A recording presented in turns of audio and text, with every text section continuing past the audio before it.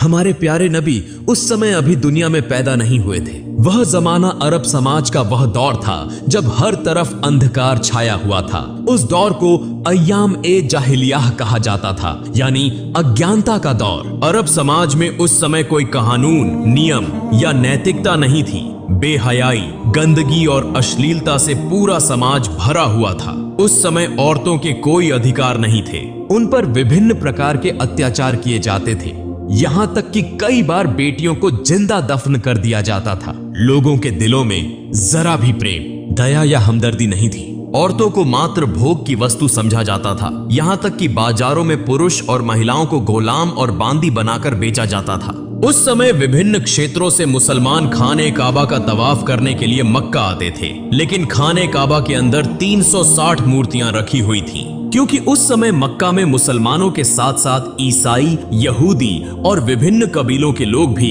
व्यापार के लिए स्थायी या अस्थायी रूप से बसे हुए थे। उनमें काफिरों और मुशरिकों की संख्या अधिक थी, इसी कारण उनका दबदबा सब पर बना हुआ था। फिर 570 ईस्वी का समय आया जब मक्का के प्रधान नबी करीम के दादा और कौरैश कबीले के सरदार अब्दुल मुत्तलिब थे, जो खाने काबा की देखभाल के जिम्मेदार भी थे। उस समय नबी अपनी माता आमिना के गर्भ में थे। इसी दौरान एक दिन अरब में एक बड़ी हाथियों की सेना दिखाई दी, जो धीरे धीरे मक्का की ओर बढ़ रही थी। लोग उनके भय से अपने घर बार छोड़कर भागने लगे थी, क्योंकि वे उनका मुकाबला करने की ताकत नहीं रखते थे। यहां तक कि वह सेना कई मक्का वासियों को कैद करके उन पर जुल्म और अत्याचार करने लगी और नबी के दादा अब्दुल मुत्तलिब के 200 ऊंटों सहित मक्का के सभी ऊंट छीन लिए, ताकि कोई उनसे लड़ न सके।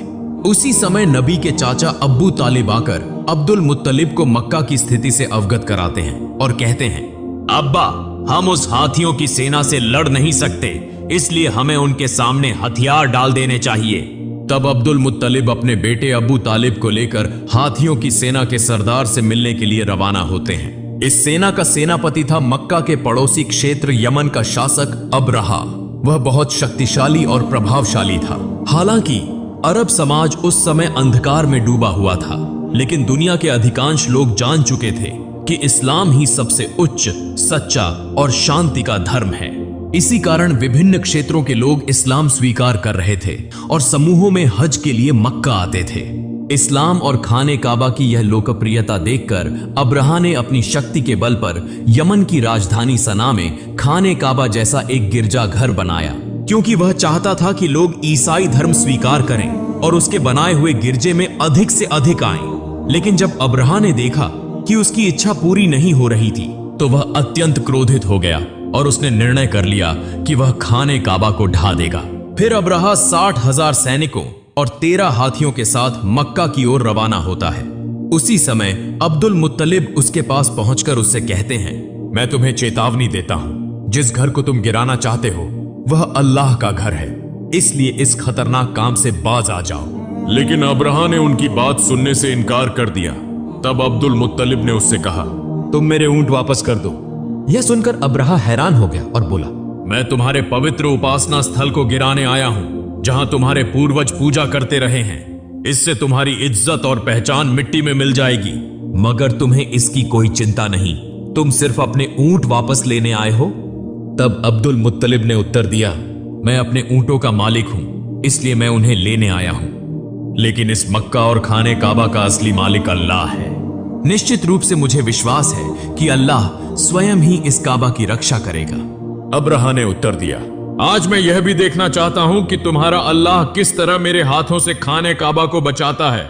फिर अब्रहा ने अब्दुल मुत्तलिब को उनके ऊंट वापस कर दिए और अब्दुल मुत्तलिब अपने घर लौट आए। अगले दिन सुबह अब्रहा अपनी हाथियों की सेना के साथ मक्का में प्रवेश करने के लिए बढ़ रहा था, लेकिन जैसे ही हाथी खाने काबा की सीमा में पहुंचे, वे आगे बढ़ने के लिए तैयार नहीं थे। ऐसा लगा जैसे उनके पैर पत्थर के हो गए हों और किसी चीज में जकड़े हुए हों। अब्रहा और उसके सैनिक चालाकी से जबरदस्ती हाथियों का रुख मोड़ देते हैं और उन्हें अच्छा अच्छा खाना खिलाते हैं। वे खाने की ये सभी चीजें खाने काबा के सामने फैला देते हैं, ताकि हाथी लालच में आकर दोबारा खाने काबा की ओर बढ़े। इधर अब्दुल मुत्तलिब बहुत अधिक चिंतित थे। दुखी मन से वे खाने काबा के पास आते हैं। खाने काबा के दरवाजे पर एक जंजीर थी। अब्दुल मुत्तलिब ने उस जंजीर को मजबूती से पकड़ लिया और अपना सिर दरवाजे पर रख दिया। फिर अल्लाह ताला से दुआ करने लगे, हे अल्लाह, यह घर तेरा है और इसकी रक्षा की जिम्मेदारी भी तेरी है। हम तो सिर्फ तेरे बंदे हैं, हमारे बस में कुछ भी नहीं। अब तू ही अपने घर की रक्षा कर। यह दुआ करते हुए उनकी आंखों से आंसू बहने लगे। तभी अचानक अब्दुल मुत्तलिब ने आकाश से एक आवाज सुनी। वे धीरे धीरे आगे बढ़े और जैसे ही उन्होंने नजर उठाई, उन्होंने देखा कि आकाश से सैकड़ों अबाबील पक्षी मक्का की ओर आ रहे हैं। अब्दुल मुत्तलिब आश्चर्य से पक्षियों को देख रहे थे और मन में सोच रहे थे, शायद यह अल्लाह की ओर से भेजी गई वह रहमत है जो आज खाने काबा को बचाने के लिए आई है, वरना इतने अधिक अबाबील पक्षी यहाँ क्यों आए हैं। हर अबाबील के पास 3-3 कंकड़ियां थीं। एक कंकड़ी उनकी चोंच में थी और 2 कंकड़ियां उनके पंजों में थीं। अब्दुल मुत्तलिब ने देखा कि सभी अबाबील पक्षियों ने खाने काबा के चारों ओर घेरा बना लिया है, यहां तक कि वे तवाफ कर रहे हैं। तब वे समझ गए कि आज दुनिया की कोई ताकत खाने काबा को नष्ट नहीं कर सकती। फिर सभी अबाबील पक्षी तेजी से अब्रहा की हाथियों की सेना और उसके सैनिकों पर टूट पड़े। अब्रहा के सैनिक पक्षियों को देखकर बेहद डर गए और वहां से भागने लगे। लेकिन तब तक सभी अबाबील पक्षी अपनी चोंच और पंजों में मौजूद कंकड़ियां अब्रहा की सेना और हाथियों पर बरसाने लगे, जैसे आकाश से पत्थरों की बारिश हो रही हो। यह देखने में आया कि हर कंकड़ी सैनिकों के शरीर को चीरकर आर पार हो रही थी और पलों में पूरा लश्कर नष्ट हो गया। यहां तक कि अब्रहा भी वहीं मारा गया और अल्लाह ताला ने उन काफिरों को तबाह कर दिया। यह अल्लाह रब्बुल आलमीन की कुदरत थी कि उन्हीं छोटे छोटे पत्थरों के जरिए 60,000 सैनिक और 13 हाथी नष्ट हो गए। यह घटना कुरान पाक की सूरह अल फील में बयान की गई है, जहां अल्लाह ताला फरमाते हैं, क्या तुमने नहीं देखा कि तुम्हारे रब ने हाथी वालों के साथ क्या सलूक किया? क्या उसने उनकी चालाकी को नाकाम नहीं कर दिया? अल्लाह ताला ने उनके खिलाफ झुंड के झुंड अबाबील पक्षी भेजे, जिन्होंने हाथियों की सेना पर छोटे छोटे कंकरीले पत्थर बरसाए, जिसके परिणाम स्वरूप वह सेना कुचले हुए तिनके की तरह हो गई। इसी तरह उस दिन अल्लाह ताला ने खाने काबा की रक्षा की। इस घटना के लगभग 2 महीने बाद एक रात एक अद्भुत घटना घटी। मक्का के लोग अपनी अपनी व्यस्तताओं में लगे हुए थे। उसी रात नबी करीम के दादा अब्दुल मुत्तलिब खाने काबा की छत पर खड़े थे। अचानक उन्होंने आकाश पर एक चमकदार रोशनी देखी जो पूरे अरब, पूर्वी क्षेत्रों और पूरी दुनिया में फैल रही थी। यह दृश्य देखकर अब्दुल मुत्तलिब हैरान रह गए और तेजी से नीचे उतरे। जब वे खाने काबा के अंदर पहुंचे तो उन्होंने देखा कि वहां मौजूद 360 मूर्तियां जो विभिन्न मूर्ति पूजकों ने रखी थी, स्वतः गिरकर टूट रही थीं। वे खाने काबा से बाहर निकले तो उन्होंने यह दृश्य भी देखा कि कूफा और शाम के बीच पानी का प्रवाह शुरू हो चुका है, जबकि कई वर्षों से वहां पानी का नामो निशान तक नहीं था। उसी समय उनकी नजर अपने घर की ओर पड़ी। वे देखते हैं कि उनके घर से एक अजीब रोशनी निकल रही है, ऐसी रोशनी जो उन्होंने पहले कभी नहीं देखी थी। अब्दुल मुत्तलिब धीरे धीरे अपने घर की ओर बढ़ने लगे और जैसे ही वे दरवाजे के करीब पहुंचे, उन्होंने देखा कि अन्य बीबी आमिना की गोद में एक नूरानी बच्चा मौजूद है, जिसके शरीर से असाधारण रोशनी निकल रही है। यह दृश्य देखकर अब्दुल मुत्तलिब की आंखों से आंसू बहने लगे, क्योंकि इस अंधकारमय अरब समाज में चिराग बनकर आने वाले प्यारे नबी हजरत मोहम्मद दुनिया में तशरीफ ला चुके थे। अगले दिन अब्दुल मुत्तलिब ने अपने प्यारे नवासे की अकीकी की, ऊंट ज़बह किया और गरीबों व जरूरतमंदों को खाना खिलाया। इस मौके पर उनके बेटे अबू तालिबा भी उनकी मदद कर रहे थे। इसी दौरान नबी के चाचा अबू लहबा वहां पहुंचे, मगर जब उन्हें पता चला कि उन्हें गरीबों के साथ बैठकर खाना पड़ेगा तो वे दरवाजे से ही वापस लौट गए, क्योंकि अबू लहब बहुत घमंडी इंसान था। इधर हजरत आमिना के सीने में दूध नहीं था, इसलिए नबी करीम को दूध पिलाने के लिए एक आदाई को बुलाया गया। वह दाई दरअसल अबू लहब की पत्नी की बांदी थी। जब अबू लहब घर वापस आया तो उसकी पत्नी ने उससे गुस्से में झगड़ा किया कि तुमने मेरी बांदी को यह काम करने क्यों दिया, क्योंकि असल में गे अबू लहब की पत्नी भी बहुत घमंडी औरत थी। दूसरी ओर यहूदी विद्वान एक स्थान पर बैठकर आपस में चर्चा कर रहे थे। वे यह समझ चुके थे कि जरूर कोई खास बच्चा पैदा हुआ है, क्योंकि वो उनकी धार्मिक किताबों में इसका उल्लेख था। जिस रात प्यारे नबी का जन्म हुआ, उस रात आकाश पर जो प्रकाश प्रकट हुआ, उसे देखकर यहूदी और ईसाई विद्वान समझ गए थे कि वह बच्चा दुनिया में आ चुका है। मगर ये यहूदी सबसे अधिक चिंतित थे, क्योंकि उनमें से किसी भी यहूदी के घर ऐसा बच्चा पैदा नहीं हुआ था। तो फिर वह बच्चा कौन हो सकता है? इसीलिए यहूदी सरदारों ने कई बच्चों को खरीदने की कोशिश की ताकि उस बच्चे को अपनी जाति में शामिल कर सकें। बल्कि उन्होंने कई धोखेबाज औरतों को पैसे देकर वो आदेश दिया कि वे किसी खास निशानी के माध्यम से उस नबी को खोजें। कुछ दिनों बाद बच्चों के नाम रखने का एक समारोह हो रहा था। वहां कई बच्चों के नामों की घोषणा की जा रही थी और सभी लोग खुशियां मना रहे थे। इसी सभा में अब्दुल मुत्तलिब भी आए, अपने प्यारे नवासे को गोद में लिया और उसका नाम रखने के लिए आगे बढ़े। अब्दुल मुत्तलिब पहले उस काले पत्थर पर हाथ रखते हैं, तभी खाने काबा के दरवाजे का कुंडा दरवाजे पर खुद ब खुद टकराने लगता है और नन्हे नबी के शरीर से नूर की किरणें निकलने लगती हैं। अब्दुल मुत्तलिब सबके सामने खड़े होकर बच्चे का नाम मोहम्मद रखने की घोषणा करते हैं। यह सुनकर वहां मौजूद विभिन्न कबीलों के लोग हैरान रह जाते हैं और कहने लगते हैं, यह कैसा नाम है? यह तो हमारे किसी देवी या देवता के नाम से नहीं मिलता। वास्तव में उन्होंने इससे पहले मोहम्मद नाम कभी नहीं सुना था, इसीलिए लोग आपस में इस नाम पर बहस करने लगे। तभी नबी के चाचा अबू तालिबा आगे आते हैं और कहते हैं, ए लोगो, चुप हो जाओ, यह बच्चा मोहम्मद के नाम से जाना जाएगा और तुम लोग इस नाम को कभी भी बदल नहीं सकते।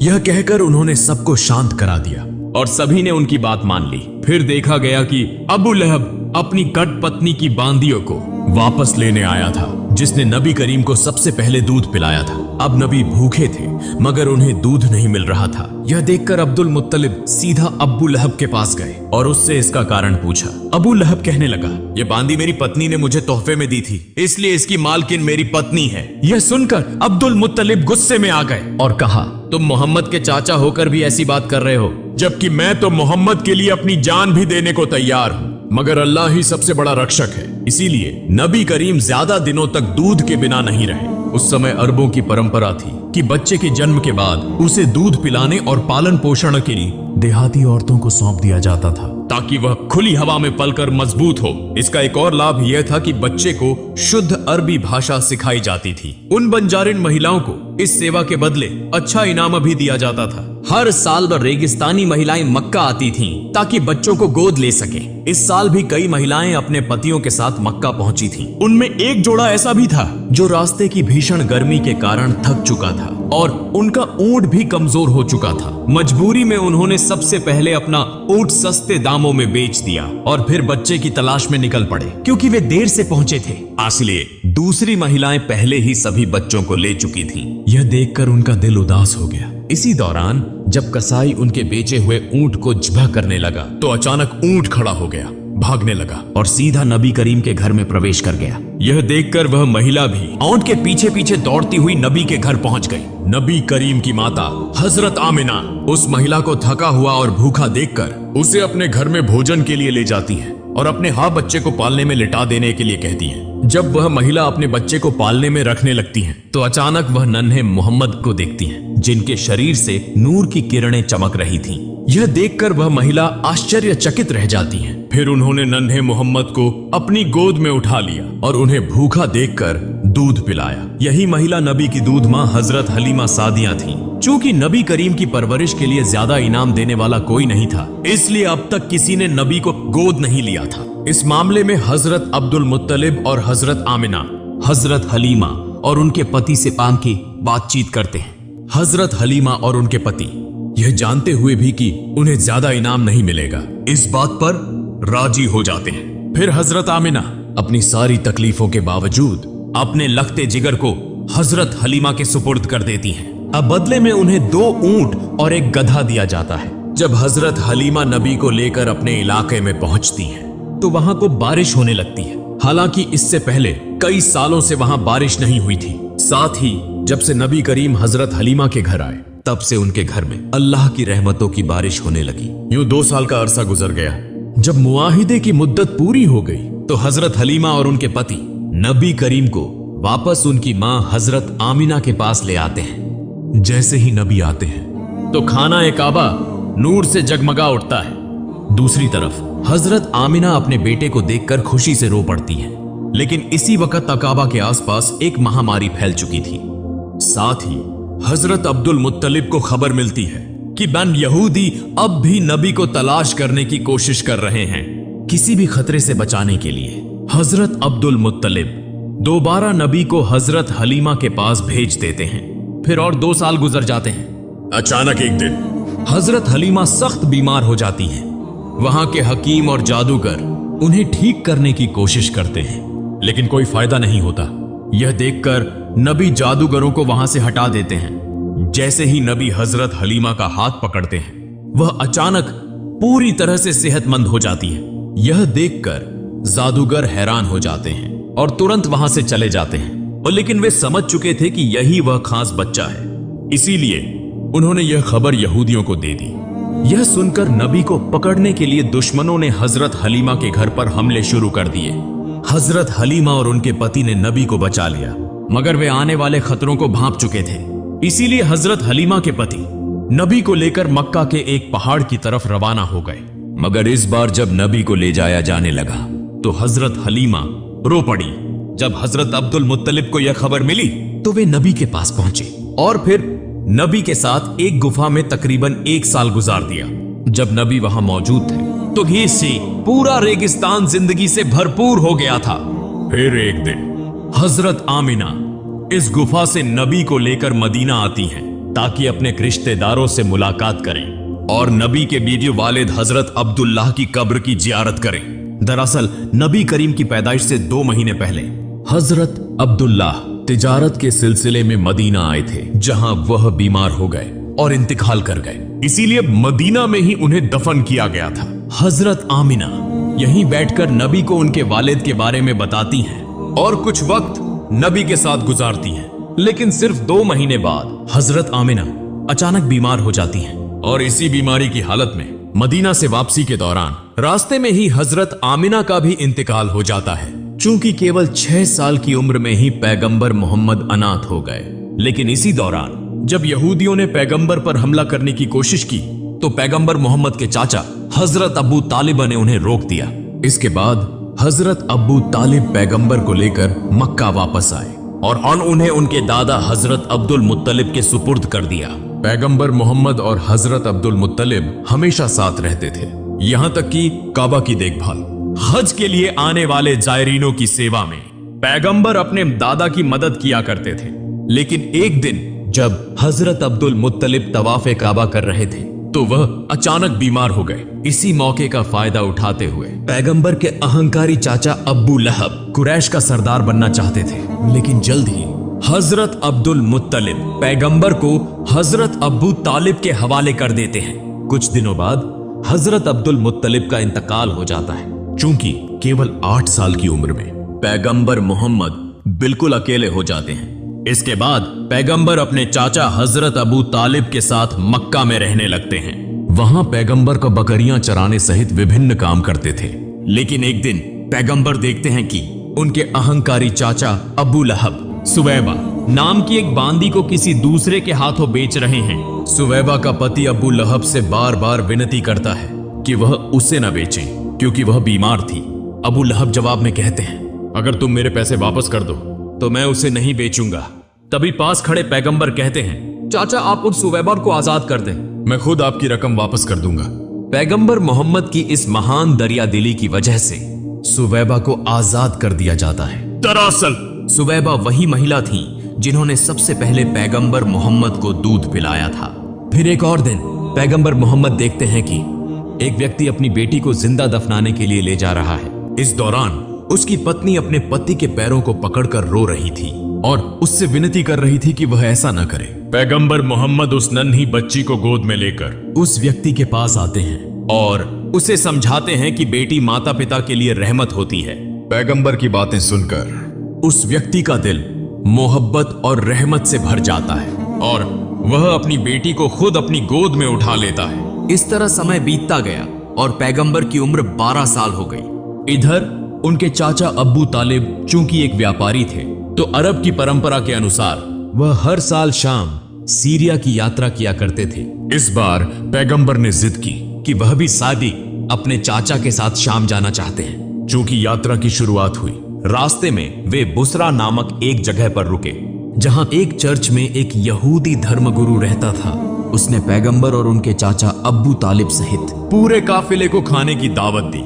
जब उसने नन्हे मोहम्मद को देखा तो वह तुरंत समझ गया कि यही आखिरी और सबसे महान पैगंबर हैं। यह वही बात थी जो उनकी धार्मिक किताबों में लिखी थी, जो उन्होंने अपनी आध्यात्मिक दृष्टि से महसूस की थी। फिर उसने हजरत अबू तालिब से कहा, मोहम्मद तुम्हारी पनाह में है, इसलिए तुम्हें और ज्यादा सतर्क रहने की जरूरत है।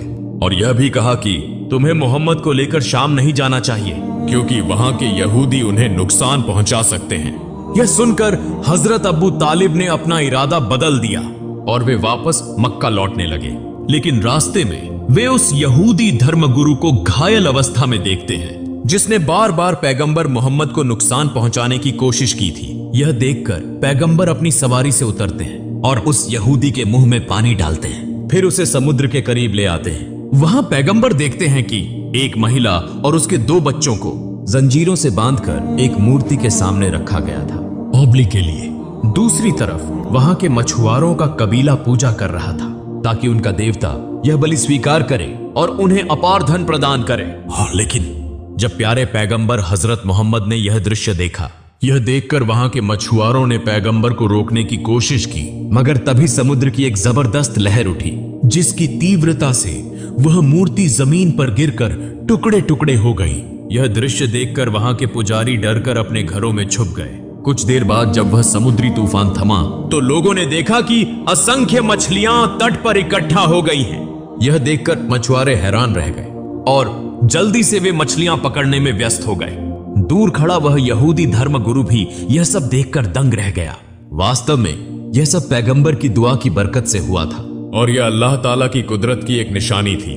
अंतिम दृश्य में दिखाया जाता है कि हजरत अबू तालिब बूढ़े हो चुके हैं और वे काबा के सामने खड़े होकर मक्का के सभी लोगों को बुला रहे हैं कि अब बिना किसी झगड़े के इस्लाम के रास्ते पर लौट आएं और एक शांतिपूर्ण जीवन व्यतीत करें। और लेकिन तब भी मक्का के कुछ सरदार हजरत अबू तालिब और हजरत मोहम्मद को झूठा साबित करना चाहते थे।